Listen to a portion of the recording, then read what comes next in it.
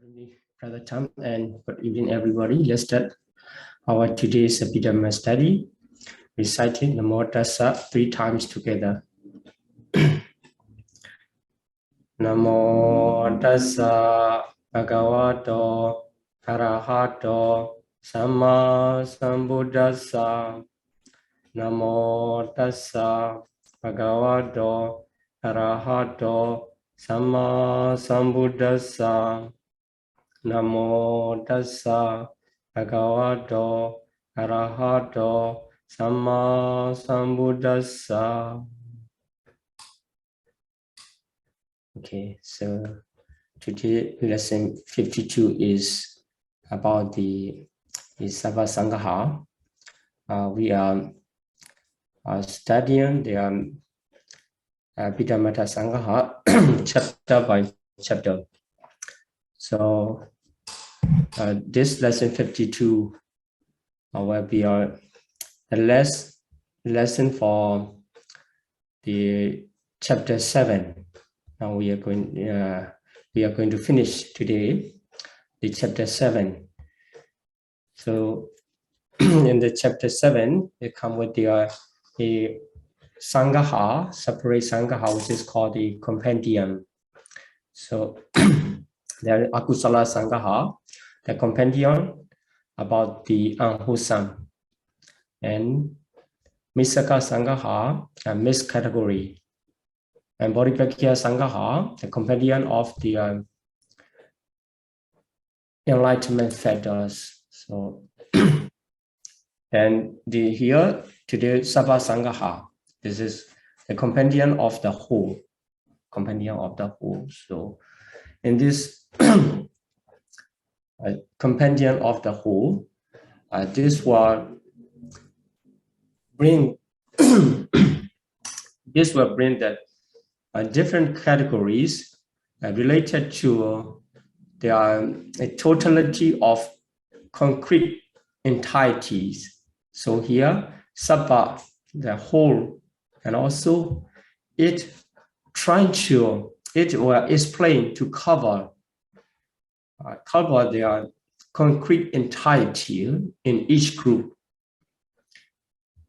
So the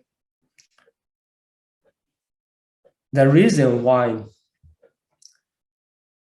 this Sabha Sangaha includes all the phenomena of the concrete entities is to show the range of phenomena that are to be comprehended with insight.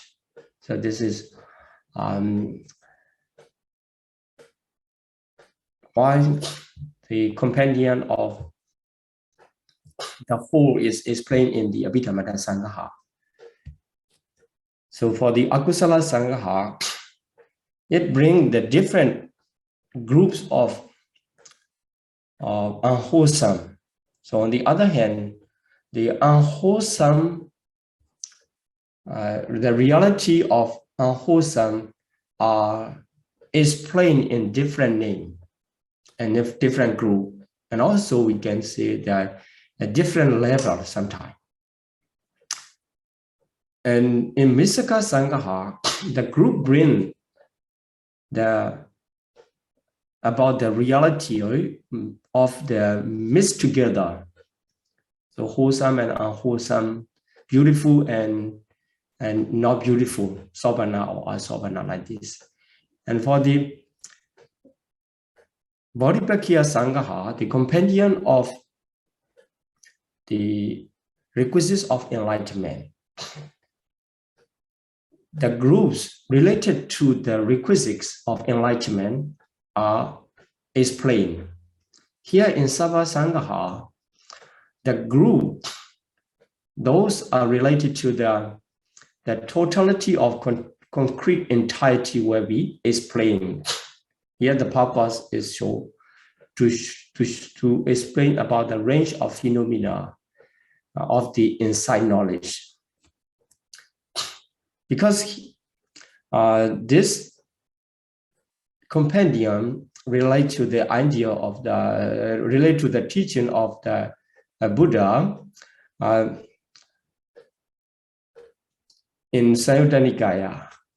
Yeah, without direct knowledge of the whole, so not understanding about the whole. What are the whole? The whole or the complete explanation of entities. Without fully understanding about that, and one is incapable of destroying suffering. It means to overcome this suffering. It's not easy to, on the other hand, it is impossible to complete the knowledge of destroying suffering. That is why, and for the practitioner, it is necessary to understand about the whole things. Okay, so what are the whole things? The Abhidhamma Sangha will explain group by group. So there are 5 groups related to the whole realities. First group is Panchakanda and 5 aggregates. So this compendium will be easiest in this chapter because many times in Sabra Sutta, if you are familiar with the Sutta, in Sabra Sutta, this enumeration already explained in the name, but in this case, you need to connect with the reality. So the first group, Panchakanda, 5 aggregates, and second group, Panchupadanakanda, only the word Upadana is inserted in the middle of the Pancha and Kanda.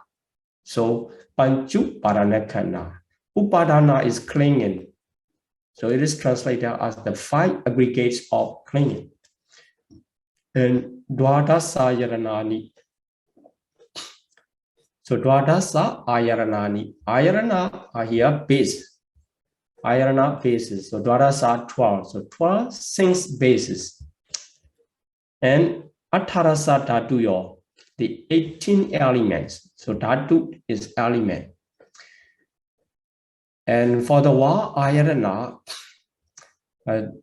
English translation is base. Ayatana is the base. And also, you may remember when we study the chapter 3 of Abhidhamma Sangha, the Pakinaka Sangha. There, talking about the Watu. So Cha Watu, they are also translated as bases. So in English, they seem as the same, but in Pali, they are different. So Ayatana and Watu, in the number, is different. But here, the English translation come in the same word. So we have to make sure when we use the word base, it is referring to Watu or it is referring to Ayatana. And the last group is Chattari Ariya Satchani. So the 4 noble truths, very popular one.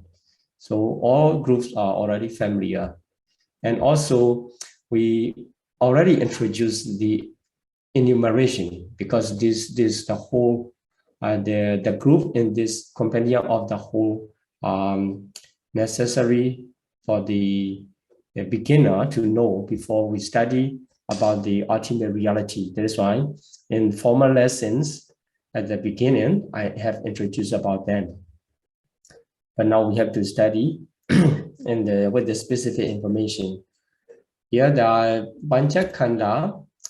So the word Kanda is translated as the group or mass or the aggregate. So here we will use the word, the vocabulary of aggregates. Or another Pali word equivalent to Kanda is Rasi, make group Rasi. So Kanda, there are 5 Kanda, Rupa Kanda, the materiality aggregates, with Vedana Khanda, the aggregate of feeling, Sanya Khanda, the perception aggregate or aggregate of perception, the Sankhara Khanda, the mental formation aggregate, and Vijnana Khanda, consciousness aggregate. Okay, let's see what are these in reality. So these are the names used in the sutta. So if we see in the sutta, Rupa Khanda, we understand the material aggregate in this way. But in the Abhidhamma teaching, when the word Rupa Khanda is used, it refers to the 28 material phenomena, not only for the single reality. It's reference to the 28 material phenomena. So all 28 material phenomena are included under the name of Rupa Khanda or materiality aggregates. And for Vedana Khanda, the mental factors of feeling. So although it is only one feeling, but here it is to the aggregate, so group or aggregate. While the only one reality is used by the usage of khanda or aggregate, it can be classified the past or present, future, internal, external, etc. All sort of feeling are included under the name of feeling aggregate. This is the reason why only a single reality is used by the word aggregates. Okay, so in the same way, the mental factors of perception, the single mental factors, Chitasika, is called the aggregates, separate aggregate. Then among the 52 mental factors, feeling and perception are counted by their respective name. So the remaining 50 mental factors is the feeling and perception are counted as the Sankhara Khanda, mental formation aggregates. So there are 3 aggregates related to the 52 mental factors. So we can understand that 3 mental factors aggregate: feeling, perception, and mental formation. And the last aggregate is consciousness. So 89 consciousness in brief, in short, or 121 consciousness in large. All types of consciousness are enumerated under the name of Vijnana Khanda or consciousness aggregate. Okay, so if we see this in the table, so Rupa Khanda, etc. here, another classification of Nama and Rupa, so mentality and materiality. The only one aggregate is materiality aggregate, and the other 4, including the mental factors aggregates 3 and consciousness aggregate 1. All aggregates are, the other 4 are mentality, aggregates of mentality. This is not difficult to remember. And also, whenever any of materiality is taken off as the entities, so reference to entities,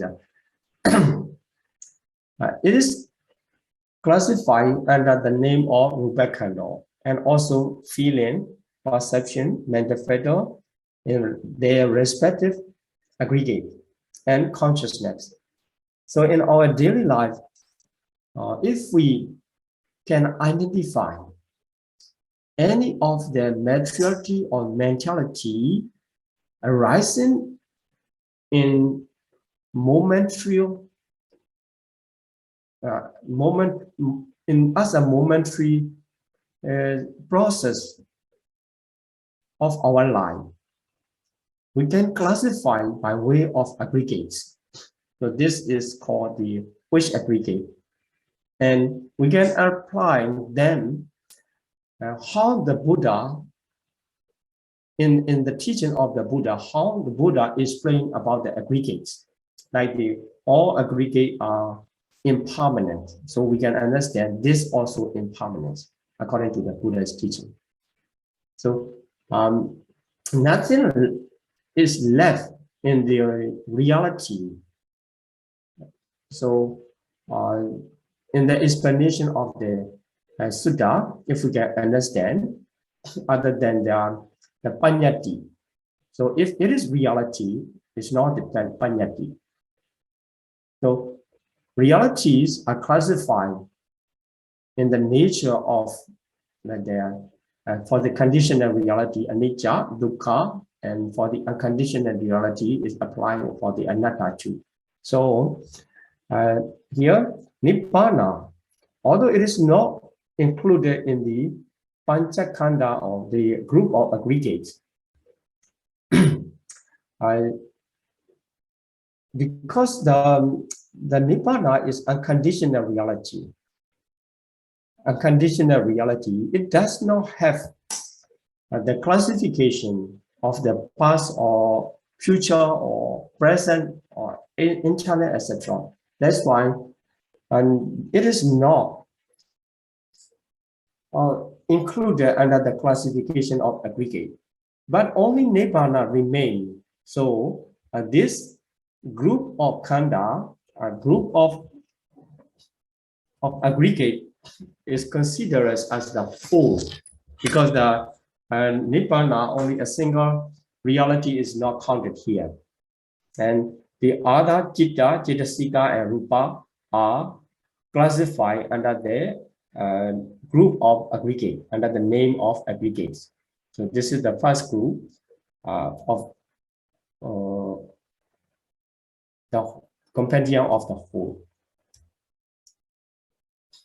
So here we can understand the Buddha analyzed the living beings into these 5 groups. So these 5 groups referring to the 5 aggregates. So living being, all the entities consist of the living being can be classified into classified by way of aggregates. So some go under the material aggregate. Some go to the feeling aggregate, etc. This living being. But in this case, non-living being, so inanimate materialities, inanimate things are the group of materialities. So only the living being have the two part of nama and rupa, mentality and materiality. The non-living beings are materialities. And also, the sutta explain about the information connected to the aggregates. Here, the material aggregate is explained in the 11th way: past, future, present, internal, external, or gross, subtle, inferior or superior, far or near, in this way. So these all class of materialities are grouped under the name of rupa khandha, material aggregates. That's why the word aggregate is used, because some materialities already passed away, already disappear, and so it is considered as a past. Some are not yet arising, but according to the condition, they will arise in the future. And now, also in the present, some materialities are arising according to condition. So in this way, different class of materiality share the nature of materiality. That's why the usage of materiality aggregate appear, and the Buddha used. And also in the same way, past, future, present, feeling, perception, mental factors, and consciousness. All 5 categories can be classified into 11 aspects. So the word aggregate is used for all five aspects. Okay, so let's continue for the aggregates of clinging. So aggregate of clinging is upadana khanda. Upadana khanda, because they constitute the object of clinging. It means that we will see here the five aggregate and the aggregate of five aggregates of clinging. What is the difference? Is the five aggregate include all the ultimate reality according to the types. But in case of the five aggregates of clinging, upadana khanda, it counts just the object of clinging. Object of clinging is some. So a supramundane plane are not aggregate of clinging because they are out of the range of clinging.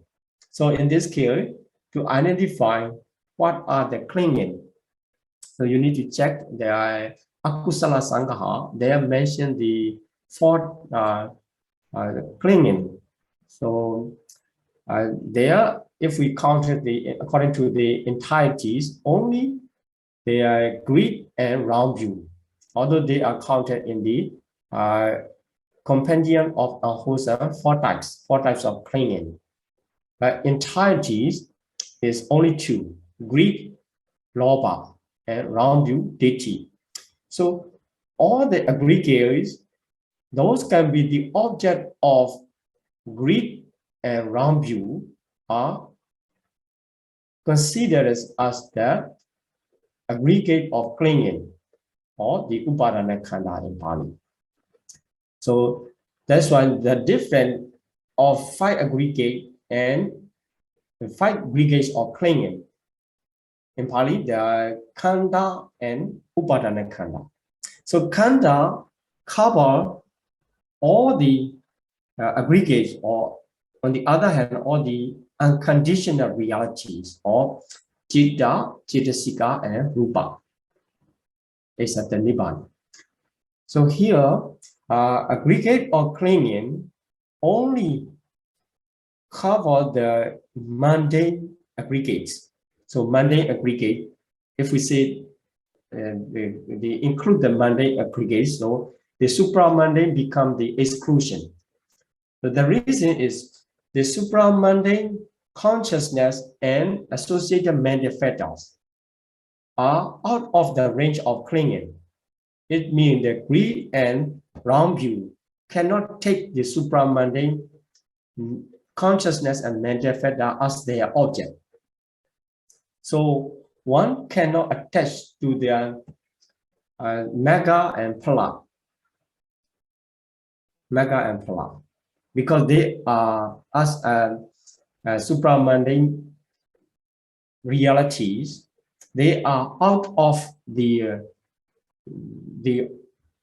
range to be the object of clinging, so which is referring to the grid and round view. So cannot become the object of grid and round view. This is the difference between the aggregate and clinging aggregates. So keeping this information, and it's easy to identify the Panchuparana khanda, sorry, here, the five aggregate of clinging, it should be that, five aggregate of clinging. So in the enumeration, it is easy just to add, just to insert the upadana, the word upadana between the rupa and khanda. So it becomes the rupupadana khanda, Viranupadana khanda, Sanyupadana khanda, Sankharupadana khanda, and Vinyanupadana khanda. Also, in the translation, we just need to add for the upadana, the clinging, so materiality, aggregate of clinging, etc. And so all materiality, you may remember in the In chapter 6, we already studied. All materialities are under the classification of the Lokiya, under the name of Lokiya. There's no supramundane materiality. All are mundane materialities. So all 28 materiality, not missing any of them, are included under the name of the materiality aggregate or clinging, Rupu Parana Khanda. So the first one, same, the Khanda and Uparana Khanda, because there's no supramundane materiality. Then for the second one, the mental factors of feeling. But here in case of Uparana Khanda, those feelings are associated with the mundane chitta. Mundane chitta, not supramundane feeling associated with supramundane chitta are included under the name of feeling aggregates. Because the feeling, Vedana, as a universal mental factors, is associated with all class of consciousness. So Mega and Pala consciousness also associated with the mental factors of feeling. But these mental factors associated with the Mega and Pala consciousness are not included under the name of Vedanuparana Khanda because they are out of the object of clinging, not clinging aggregate. Then Sanyuparana Khanda also say the perception mental factor must be associated with mundane consciousness and Sankharuparana Khanda. So here Sankharuparana Khanda, all 50 remaining mental factors are associated with mundane consciousness. And Vinyanuparana Khanda, so 81 mundane consciousness. The each supramundane consciousness become exception here. So in case of Khanda, only Nibbana is exception. In case of Uparana Khanda, the 8 supramundane consciousness and their associated mental factor and Nibbana are exception. Okay, so here you can check, and in the table, all supramundane consciousness, and here 81 supramundane consciousness making the 81 mundane consciousness making the supramundane consciousness and associated mental factors and Nibbana as an exception of the Uparana Khanda. This is the second group of Uparana Khanda. And the third group, Radhasayaranani, the 12 things basis. So in the name, it is not difficult. Chakhayatana, so Chakku, eye, and Ayatana is base, Chakhayatana. And Sota, ear, and Ayatana, Sota Ayatana, Kanayatana, Jivayatana, Kayayatana, Manayatana. So 6 group as an internal base. And Rupayatana, the visual form. The visual form can be inside and outside, but here emphasize on the external one. And Satayarana, the sound. Gandhayarana, Rasayarana, Potavayarana, Dhammayarana. So these are also already introduced because when we study about the rootless consciousness, this information is needed. So the former 5, Chakhayarana, Sodayarana, Ganayarana, Jivayarana, Kayayarana, are reference to the 5 bases of sensitive material phenomena. So according to the reality, although this is the eye basis, but actually eye sensitivity. So ear basis equal to ear sensitivity, etc. And also they are counted in the chapter 3 as a base, Vatu. So Chakku Vatu, Sota Vatu, same, Chakhayarana and Sotayarana. But in case of Vatu, the Rupayarana, etc. are missing, not counted as the Vatu. But they are the base So the base of what? The base of the consciousness. Okay, so here the mind base, put it aside the mind base and the other 5, rupa yadana, etc. Visual form, sound, smell, taste, and tangible objects. These 5 bases of objective material phenomena. So according to the ultimate reality, because the tangible object is composed of the 3 elements, so altogether 7 materials or 7 metals, 7 metal are counted as a respective basis. So here 5 and 7 become 12. And because we were counted the mental object, Dhamma Yarana. So Dhamma Yarana as a 69 ultimate reality. So the former basis, former ayarana, equivalent to the iron sensitivity, etc. Here, 5 sensitivities and objective materials. Objective material. So in the name it comes 5, but in the reality it comes 7. So altogether 12 materiality become counted, already counted in their respective name. And so the mind base is only the 89 consciousness, only the 89 consciousness. So the remaining one, the last one, the mental object base, Dhamma Yadana. So Dhamma Yadana, and also same as the Dhamma Dhatu, the mental object base and mental object element are the same. Now, when we count, they are when we study about the enumeration of the element, also the mental element will come, and also the same entirety, the same ultimate reality are referred.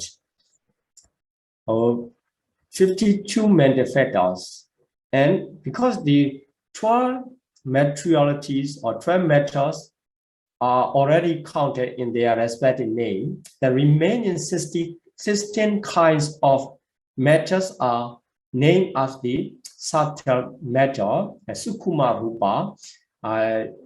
So you can check back in the chapter 6, we already classified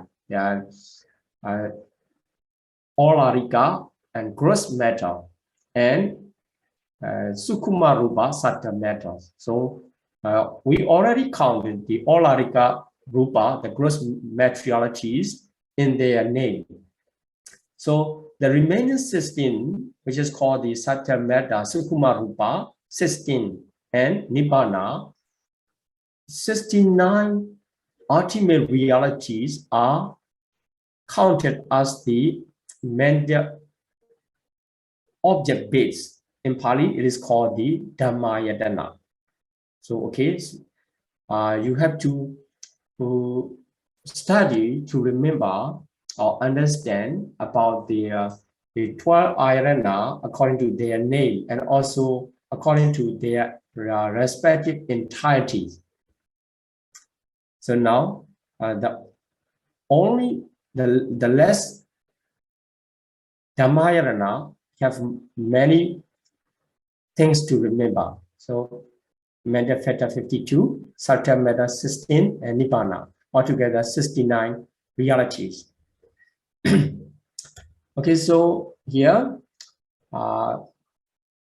also the same, there's the same information are explained in the table. So Chakku Pasara. So you can by seeing this table, you can understand the usage. Chakhayarana in the Sutta.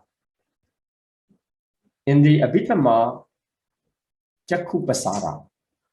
Same. So reference to the eye sensitivity.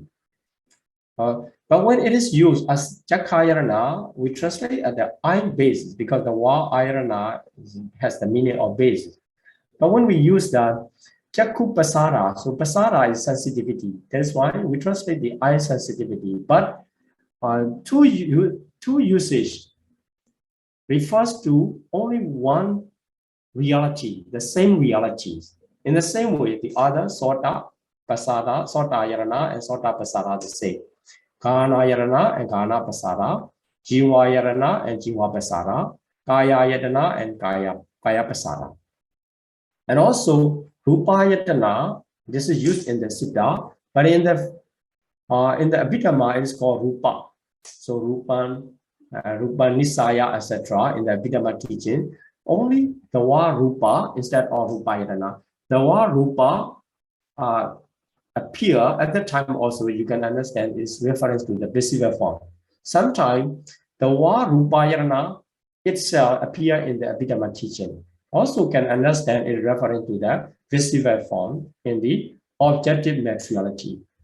And Saddha referring to sound, Saddhayarana. Gandhayarana or Gandha referring to smell. And Rasayarana or Rasa referring to taste.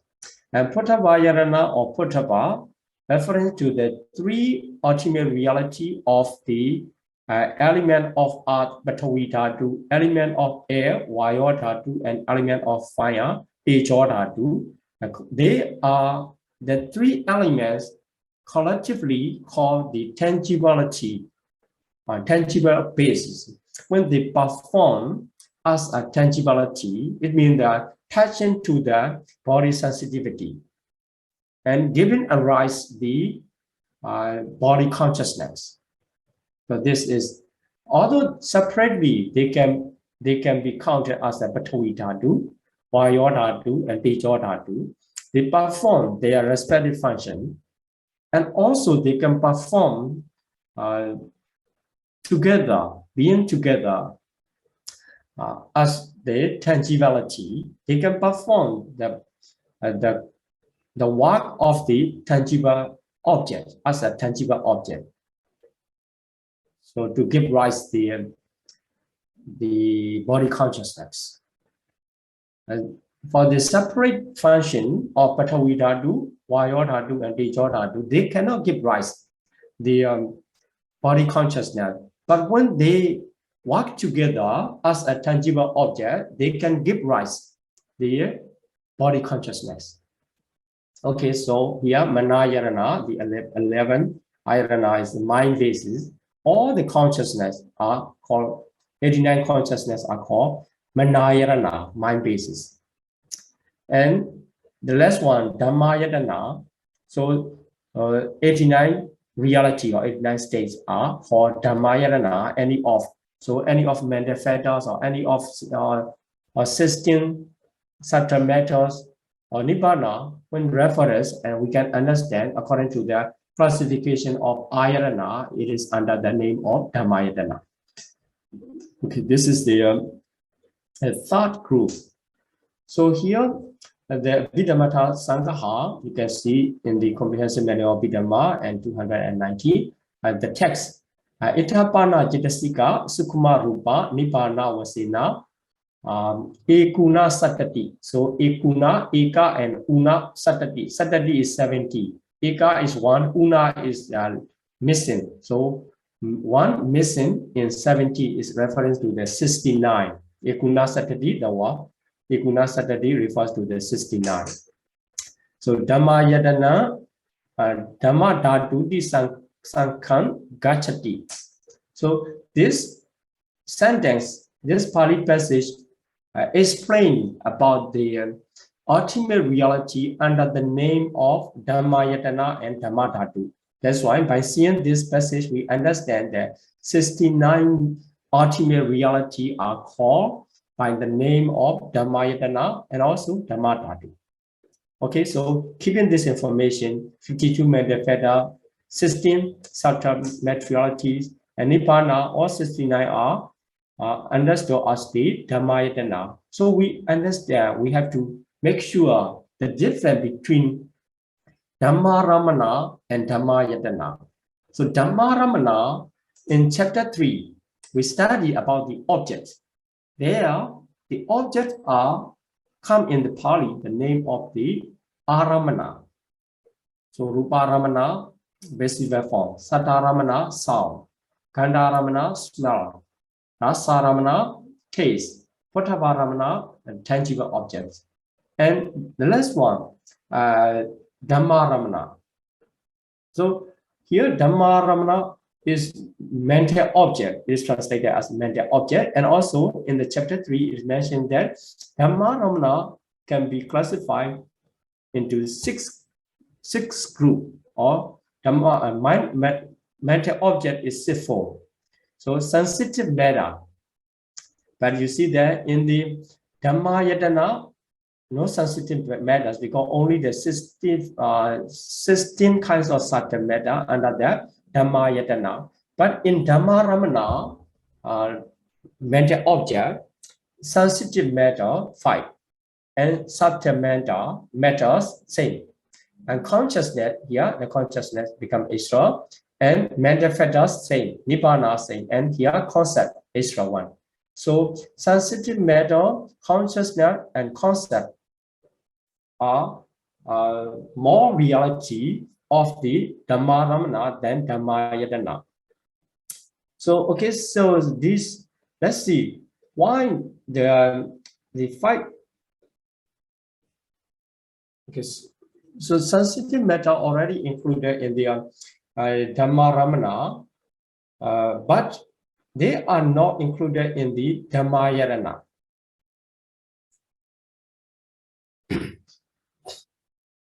Dhammayatana. So here the explanation comes why the mental object base here become the Dhammayatana using the base. It include only those entirety not found among the other base. Because we here 5 objective base and 5 sensitive matter already counted in their respective name of the bases. So for the sensitive matter already, Chakhayarana, Sotayarana, Gandhayarana, Rasayarana, Chakhayarana, Sotayarana, Ghanayarana, Jingwayarana, and Kayayarana.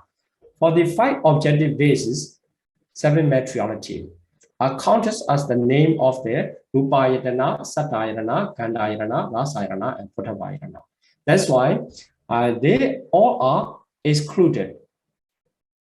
And also consciousness is counted as the Manayarana in the 11th one.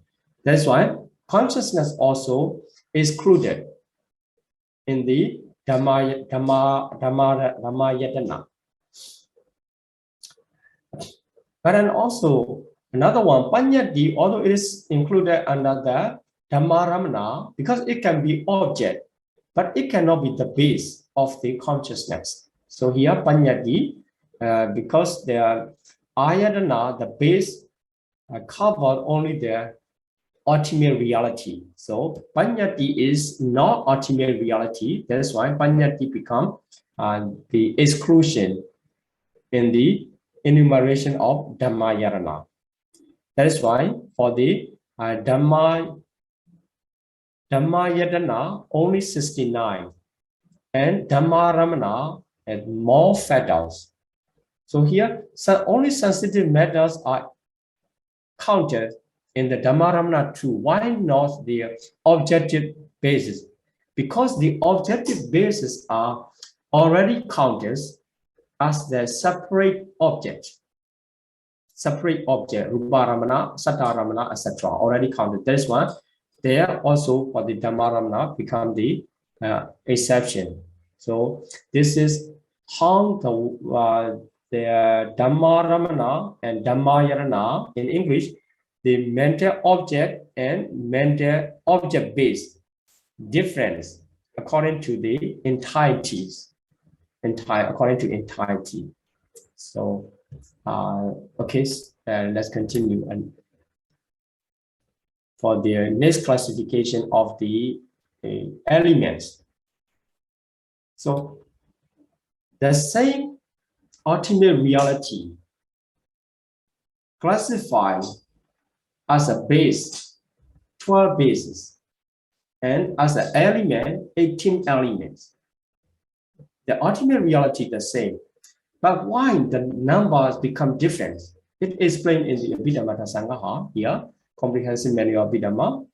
And Manayatana Mewa Satta Vinyana Dhatu Vasena Vajati. So only one short sentence. It can explain how there are 12 bases become the 18 elements. Very short.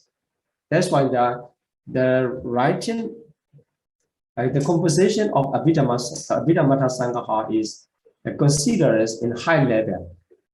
Only short sentence can explain the large information. The mind base reference to the 89 consciousness is divided into 7 elements of consciousness. So 1 becomes 7, so 12 become 18. So the mind base 6, and also let's just see how it becomes the 89 consciousness. 89 consciousness, or the mind base, the Manayana, become the seven types of elements in the classification of element. So starting from the 11th one, so Chakku Vinyana Dhatu, etc. So this 89 consciousness. So in the enumeration of ayarana, it is Manayana, translated as mind base, classified into 7. So Chakku Vinyana Dhatu, also consciousness, eye consciousness element. Sota Vinyana Dhatu, ear consciousness element. Kana Vinyana Dhatu, nose consciousness element. Jiva Vinyana Dhatu, tongue consciousness element. And Kaya Vinyana Dhatu, body consciousness element. So these form 5 elements are called the consciousness element. So Vinyana Dhatu. So Vinyana Dhatu, so Pancha Vinyana, you may remember that this one we use many times already in the classification of the mental factors, etc. So 2 sets of 5 4 sense consciousness, they are called collectively under the name of Pancha Vinyana. Eye, ear, nose, tongue, body, they have each of them have the 2 types of wholesome resultant and unwholesome resultant, and is explained in the rootless consciousness. Then out of the 10, after 10 Dvipancha Vinyana, the 3 consciousness, 5 dot abutting, receiving 2, are collectively called the Manodhatu, mind element. And the remaining 76 consciousness, 76 chitta, except the Dvipanta Vinyana 10 and Manodhatu, the remaining 76 consciousness are called under the name of Manovinyana Dhatu, mind consciousness elements. So in this way, 89 consciousness become 7 elements. Or on the other hand, only one Manayana, mind base, become 7 elements. So this is the way how 12 bases become 18 elements. Okay, so in last table, we are explaining the former terms are about the materialities. So 5 sensitive materiality and 7 objective matters. So all the 10 former terms are called the related to the rupa. 10 dhatus are in the material elements. 10 dhatus are called in material element, the former 10.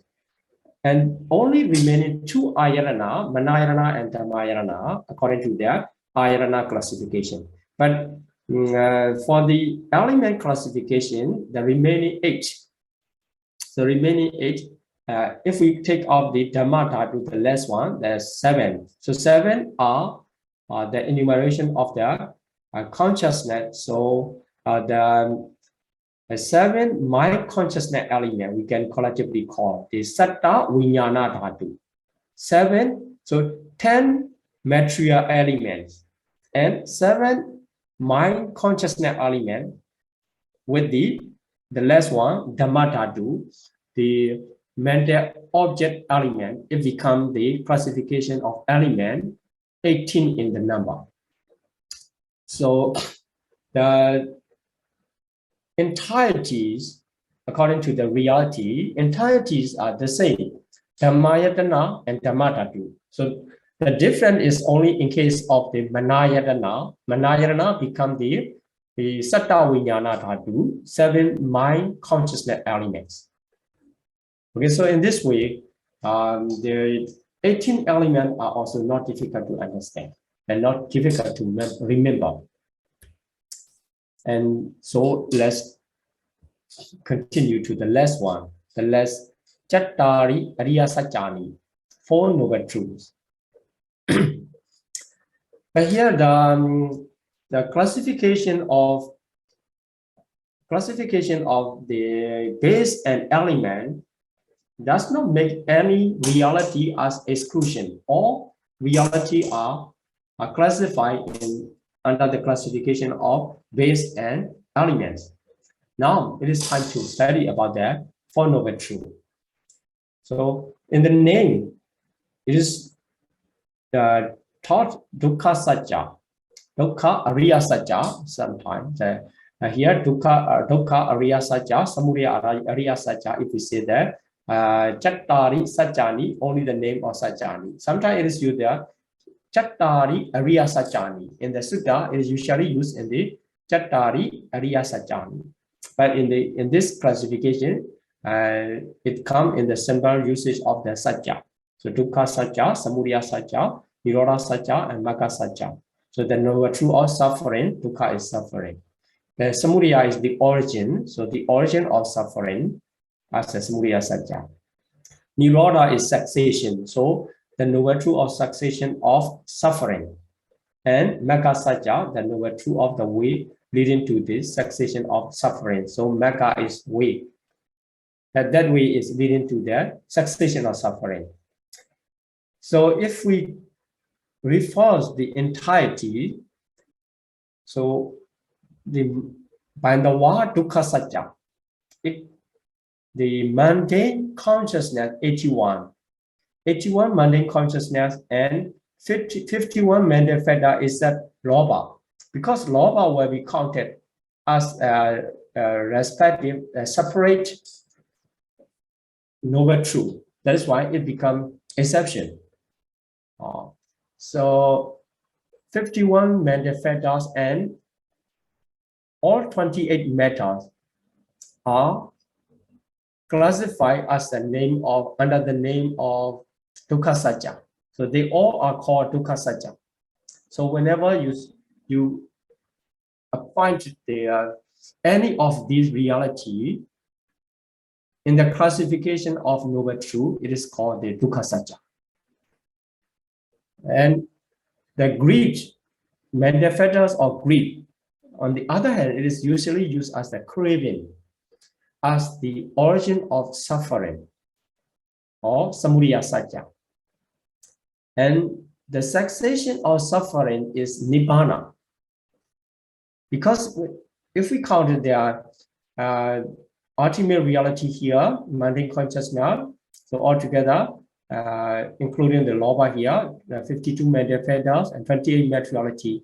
So only the remaining, the supra-mundane consciousness, all the ultimate reality are included. So Nibbana only is remaining. So Nibbana is the cessation of suffering. So the third noble truth.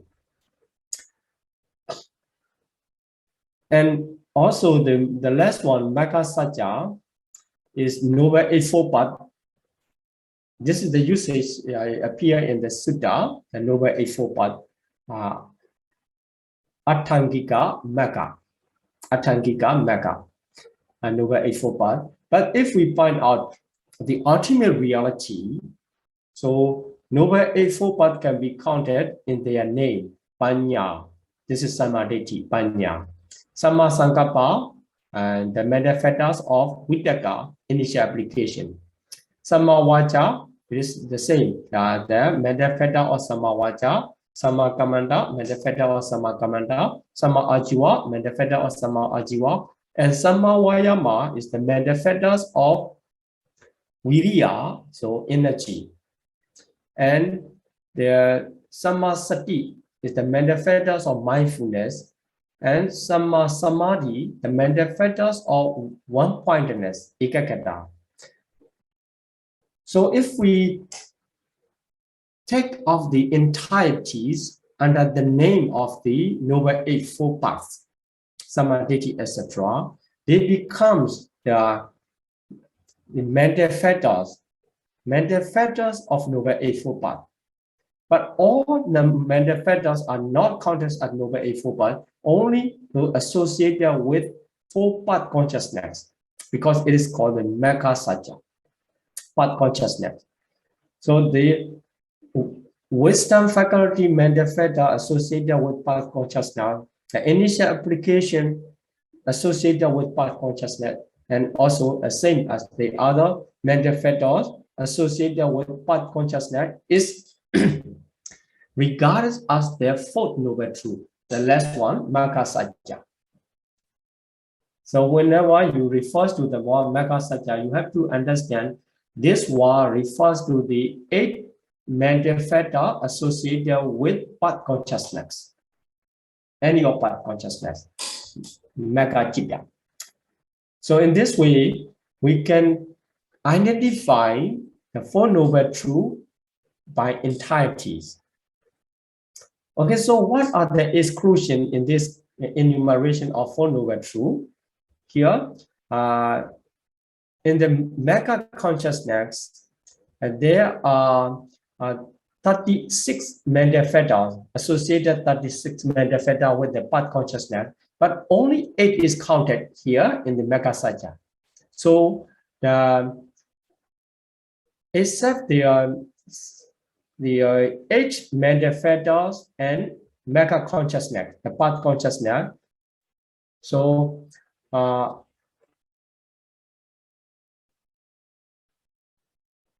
it becomes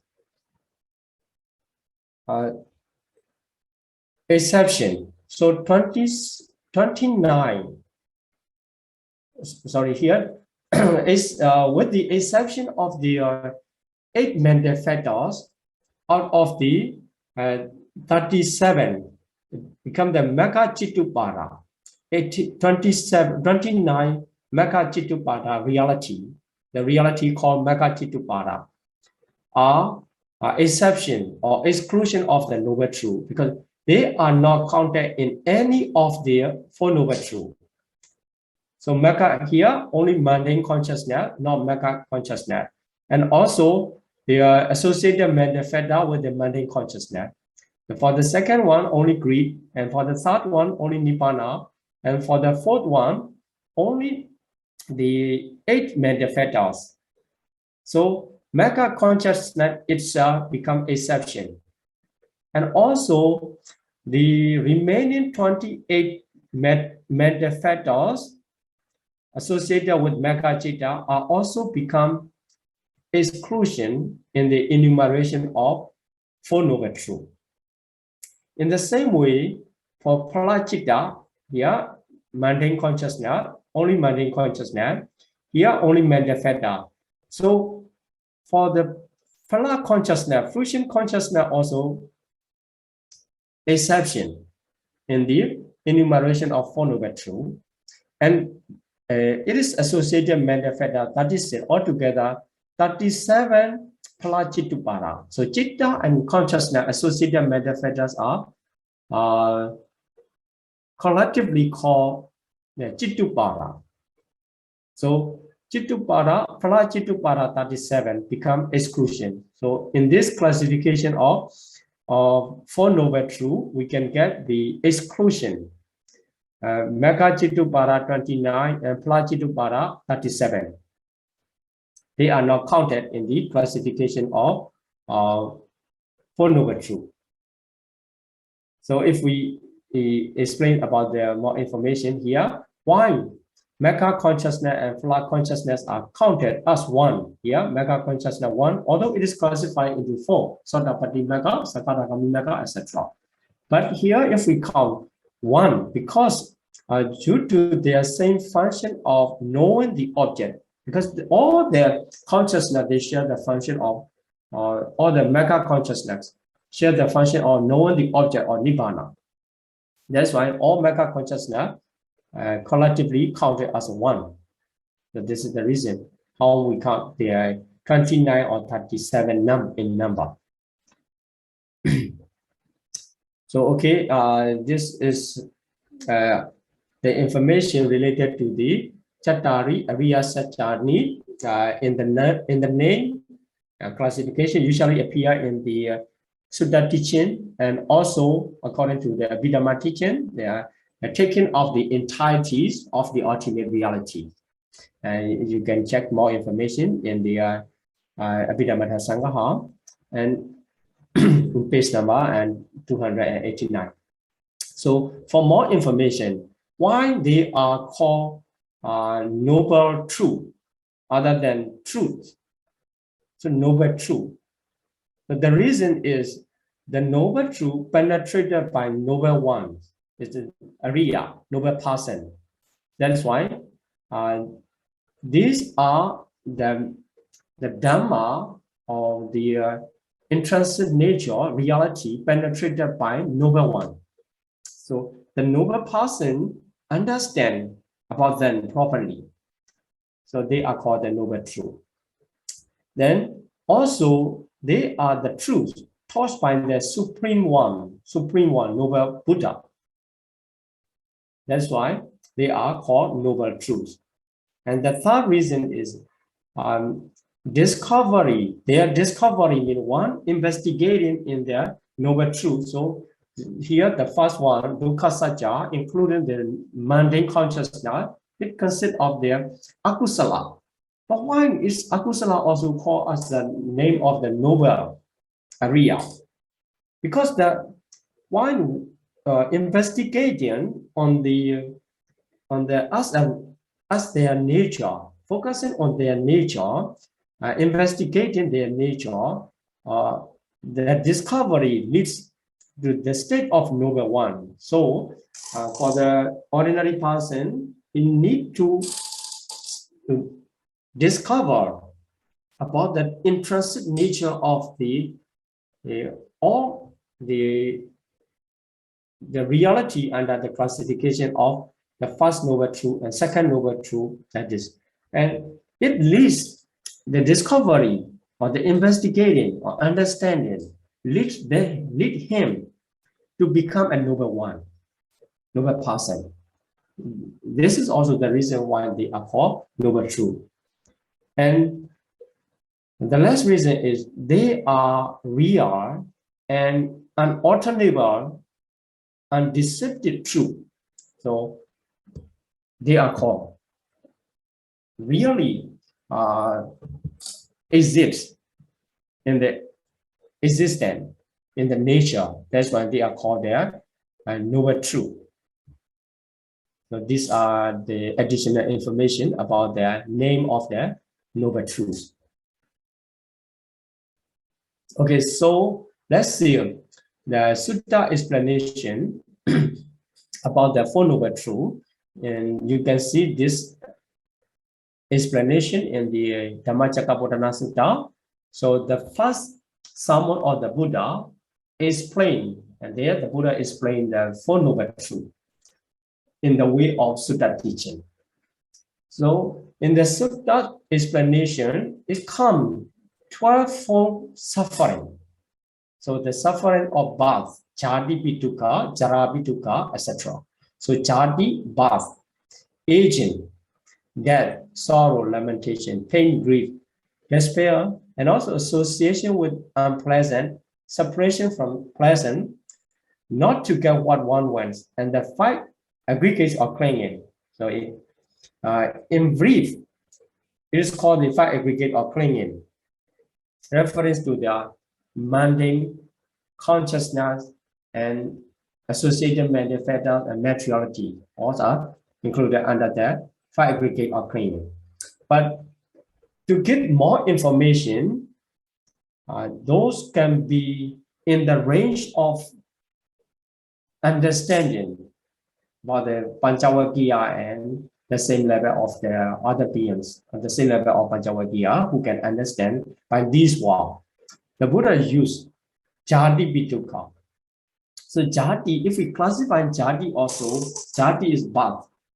The birth can be classified the Patisandhi Chitta, associated mental factor, and also the materiality arise at the moment of the Patisandhi, the first moment, very first moment. So we can identify them as the ultimate reality that is go under the aggregate of clinging. And also agent. So what does agent mean? Reference to the ultimate reality, this is the agent in the Sutta, it is used. But agent is nothing but the ultimate reality under the classification of aggregate of clinging. Death also referring to the last moment. So sorrow referring to the displeasurable feeling associated with unwholesome consciousness. This is also under the classification of the five aggregate of clinging in reality. So Buddha just gives more information in the wider sense of explanation in the Sutta. But if we take off the entireties to identify the first noble truth, we get the same, the 81 mundane consciousness and the 51 mental factor is of lobha and 28 materiality. So they are called the mundane plane of existence, except craving reference to the greed, because the craving will be counted as the second noble truth. That's why it becomes exception. So the second noble truth in the Sutta is mentioned as the Dukkha Samudaya Ariya Satya, the noble truth of the origin of suffering. But if we point out according to their entireties or ultimate reality, it is a single factor of their mental factors or law or greed, mental factor of greed, or the same usage referring to the craving, tanha. So lobha and tanha are synonymous. Then in the Sutta, in the Dhammacakkappavattana Sutta, it's classified the three class of the craving, by referring to the only the mental factors of greed as an entirety. So kama tanha, sense pleasure, the craving for sense pleasure, kama tanha, craving for continued existence of bhava tanha and vibhava tanha annihilation. But this is the way of explanation about the four noble truth, second noble truth in the Sutta teaching. Okay, so for the third noble truth, is the Dukkha Nirodha Ariya Satya. The noble truth of cessation of suffering is also referring to the single ultimate reality of Nibbana. So because the Nibbana can be realized through the eradication of craving. The craving is the origin of suffering. That is why the eradication, the Nibbana, which can be realized through the eradication of craving, is called the cessation of suffering. Then the last one, the noble truth of the way to the cessation of suffering, noble eightfold path. So as I mentioned in the former slides, the 8 mental factors are called the noble truth of success, the way leading to the cessation of suffering, dukkha nirodha gamini patipada ariya satya. In the sutta, it is used, but in Abhidhamma it's called the magga satya. The same. So in this case, so as an additional notice, we can understand that for requisite of enlightenment, so these are the Bojjhanga, the seven requisites of enlightenment and 8 path factor. So these can be in the mundane level and supramundane level. So requisite, but as a supportive factor, it can be mundane level. As a constituent factors, as a supramundane level. Also, the 8 path factor can be in both sides of the mundane or supramundane. Sometimes initial practice of the Noble Eightfold Path, but not becoming the Noble One in real, but they are the initial stage to give rise there Noble stages of supramundane. So it is considered as the mundane level, and when actually arrives as a supramundane and taking Nibbana as its object, it becomes the supramundane. But in case of the Noble Truth, so only the supramundane, the teaching of the Noble Truth, for Noble Truth, so the Mega Satya here, Mega Satya, the Noble Eightfold Path are only supramundane in case of the enumeration of Noble Truth. Mega Satya referring to the supramundane. But if we use just a 4 Noble Eightfold Path, so it can be applied in both cases of mundane and supramundane. Okay, so now I'm going to stop here my explanation about the compendium of the whole. And okay, let's continue our question and answer session and discussion about the Abhidhamma. Okay, so the first question, dear Bhante, about the second noble truth of the origin of suffering. Why is it clinging is not mentioned? Only craving, tanha, which is identical with the cetasika of greed, lobha. Yes.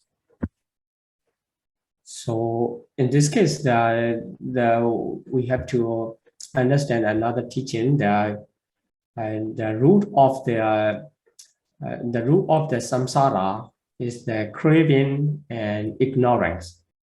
So craving without the wrong view also can continue about the suffering, because after attainment of the Sotapatti Magga, that the noble person already eradicated the clinging upadana the wrong view. So wrong view already eradicated, but still he need to continue in the area of suffering. That's why the wrong view, although it is clinging, is not considered as their origin of suffering, not complete origin of suffering. That's why only craving, analytical with the lobha, is mentioned as their second noble truth.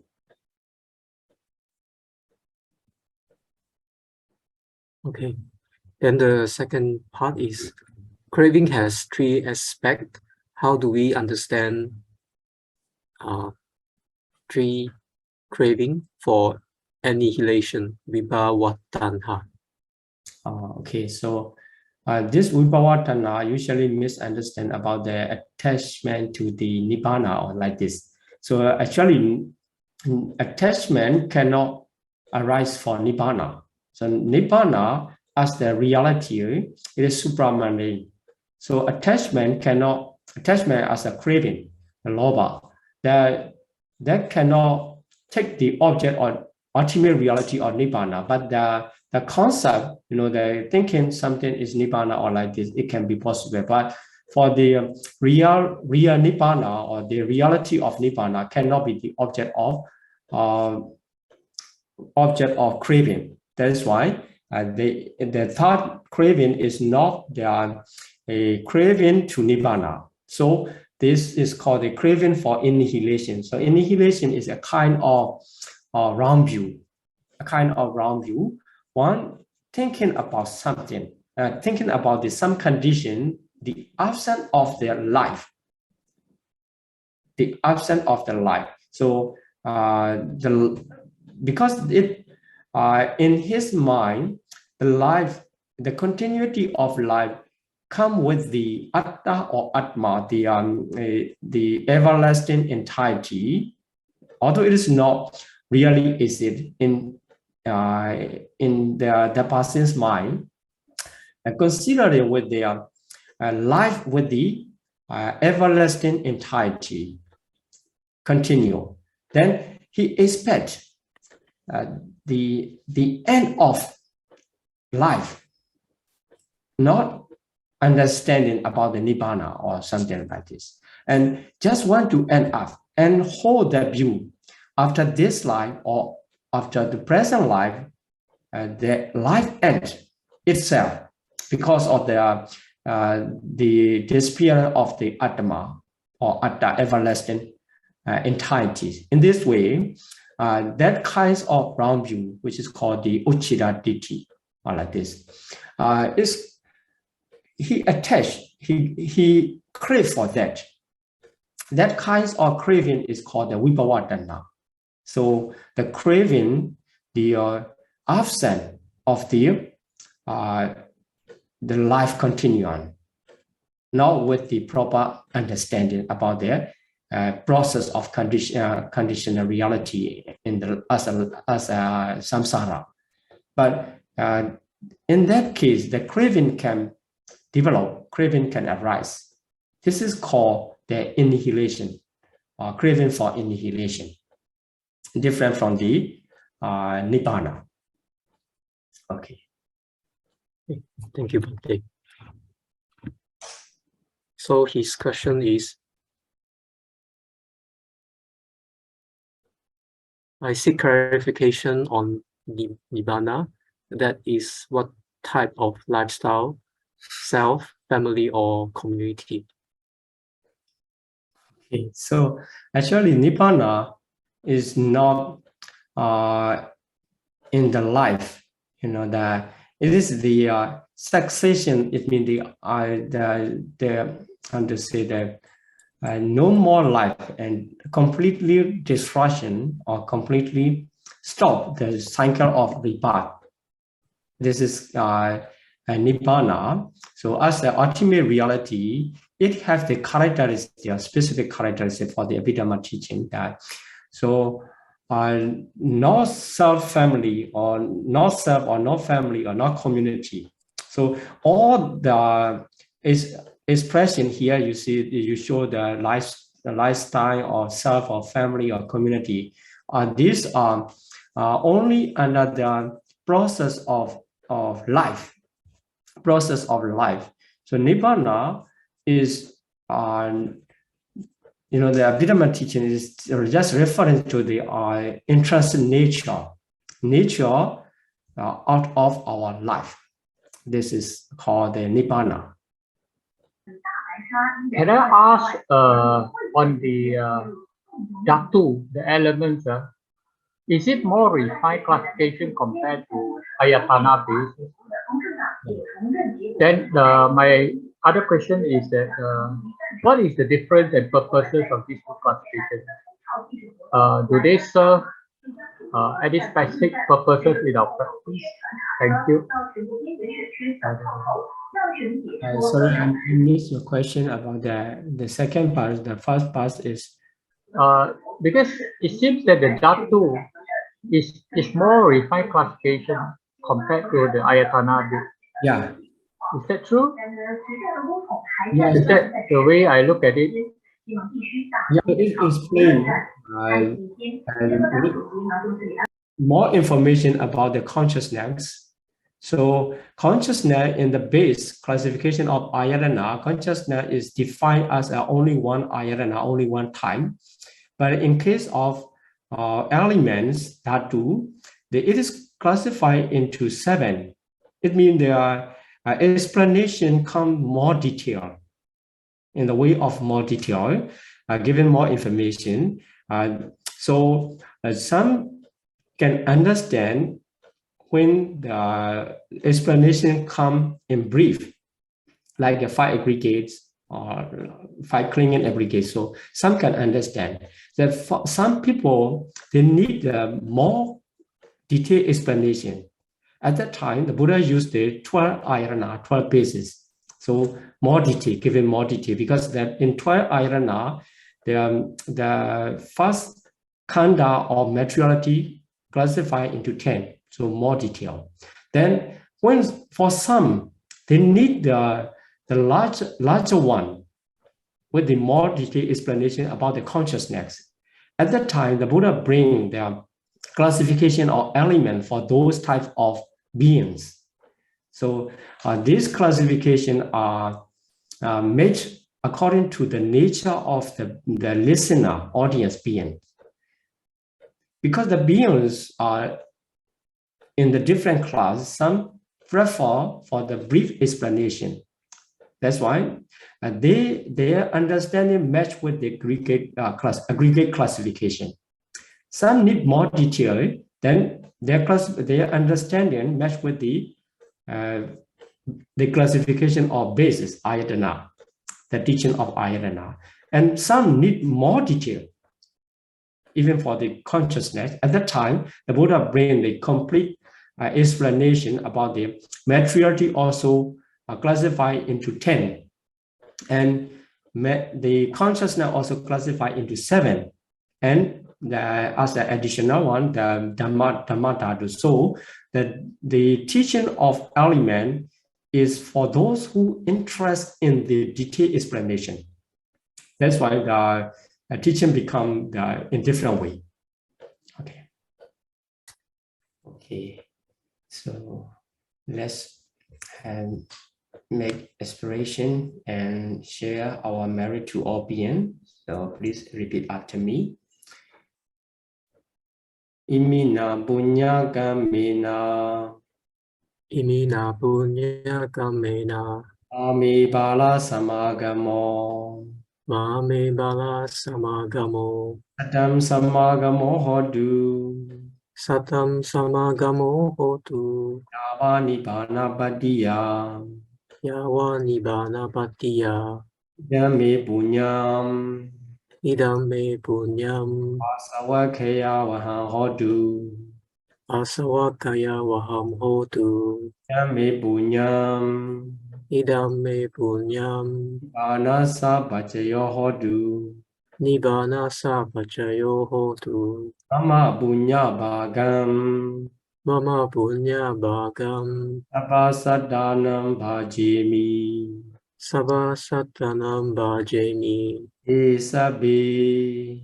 Desabe Isamam. me samam. Nya bagam labandu. Punya bagam labantu. Sadhu, sadhu, sadhu. Sadhu, sadhu, sadhu.